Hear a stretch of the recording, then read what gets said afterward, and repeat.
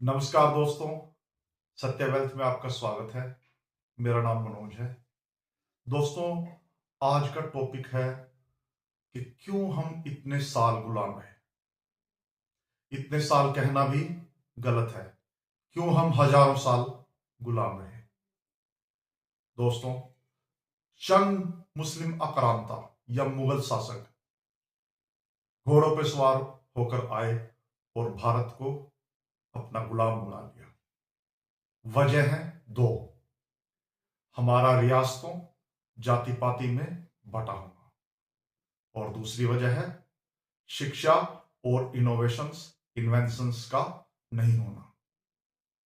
दोस्तों, जब हम छोटी छोटी रियासतों में बटे थे, आपस में लड़ने से ही नहीं फुर्सत थी, और फिर रियासतों के अंदर भी जात पात, शिक्षा का अवसर बहुत कम थे। इनोवेशंस कहां से होती, इन्वेंशंस कहां से होती।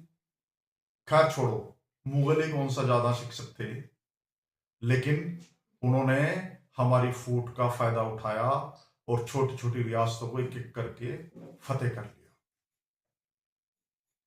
कैसे हमारे यहाँ के योद्धाओं ने बहादुरी और सार्थ का दीपक जलाने की कोशिश की, लेकिन इसी फूट डालो और राज करो की नीति की वजह से हमारा पुरुषार्थ का दिया जब भी जगने लगा उसे बुझा दिया गया।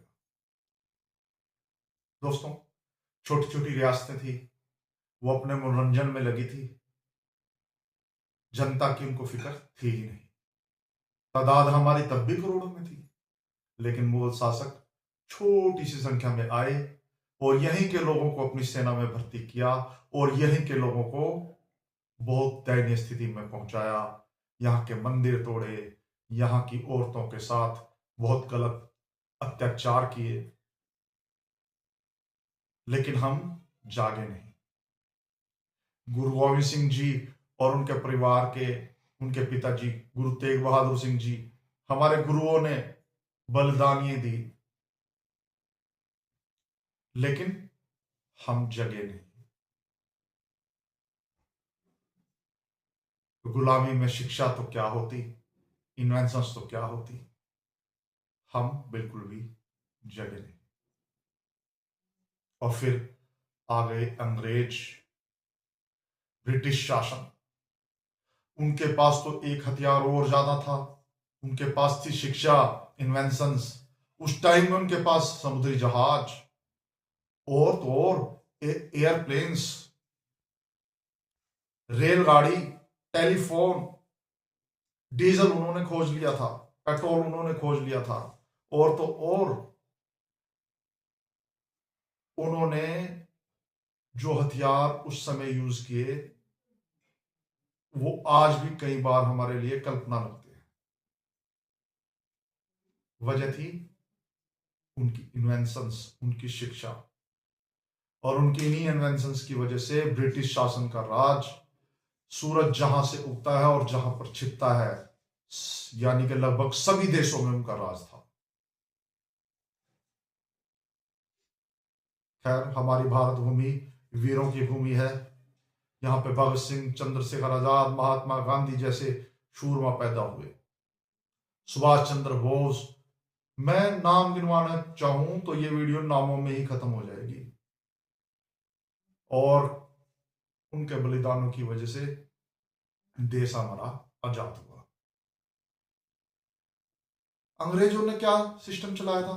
फूट डालो, राज करो। और फूट डालने की तो जरूरत ही नहीं थी, हम तो पहले ही फुटे फुटाए थे। जात पात में, ऊंच नीच में ऐसे हम कटे हुए थे कि हमारा कोई भी शोषण कर लेता। और आज जो हम थोड़े से पनपे हैं, ये सिर्फ सरदार वल्लभ भाई पटेल की वजह से पनपे हैं। नहीं तो हम आजादी के बाद भी 500 से ज्यादा छोटे छोटे देशों में बंटना चाह रहे थे, और क्या करते, 500 से ज्यादा छोटे छोटे देशों में बंटकर एक दूसरे से लड़ते मर जाते। ना इलेक्ट्रिसिटी होती, ना सड़कें होती, और ना ही गरीबी उन्मूलन की ओर कोई कदम उठाया जाता। ना सरदार वल्लभ भाई पटेल होते तो ना संविधान होता, कुछ नहीं होता। बस 500 छोटे छोटे देश होते जो आपस में लड़ लड़ के मर जाते। दोस्तों, ये फूट डालो राज करो वाला जो मंत्र है, आज भी राजनीतिक लोग यूज करते हैं। इससे बचो और अपने विकास की ओर, अपने डेवलपमेंट की ओर आगे बढ़ो।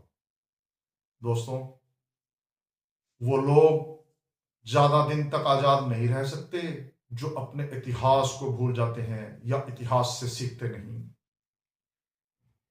दोस्तों, अपने बच्चों को और खुद भी हो सके तो इतिहास के इन पुराने जो हमारी घटनाएं हैं, जिन्होंने हमें इतने दिन गुलाम बनाया, कैसे हम उनसे निपटे, क्या क्या हमारे साथ हुआ, कैसे हम हजारों साल तक गुलाम रहे, अपने बच्चों को भी इस चीज को समझाओ।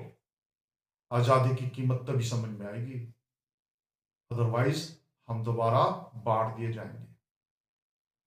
दोस्तों, चाहे हिंदू हो या मुस्लिम हो, अब इस सब देश के बेटे हैं। हम सबको एक साथ देश बढ़ाना है, किसी की चालबाजियों में नहीं आना है। दोस्तों, बड़ा दिल विचलित होता है जब पढ़ते हैं कि हम 700 ईस्वी से पहले गुलाम हो गए थे। 785 ईस्वी में तो हमारे सोमनाथ मंदिर तोड़ दिए गए थे। ऐसे ऐसे फैक्ट्स को जब आप चेक करोगे, आप जाग जाओगे और कर्मठता और बहादुरी की ओर बढ़ोगे। दोस्तों, हो सकता है ये वीडियो बनाते समय मुझसे कुछ गलत उदाहरण लिए गए हों या गलत तथ्य इस्तेमाल हुए हों, उनके लिए मैं हाथ जोड़कर आप लोगों से क्षमा मांगता हूँ। वीडियो अगर थोड़ा सा भी आपको झकझोर रहा हो या थोड़ा सा भी आपको ज्ञान की अनुभूति करवा रहा हो, तो लाइक, सब्सक्राइब और कमेंट जरूर करें। धन्यवाद।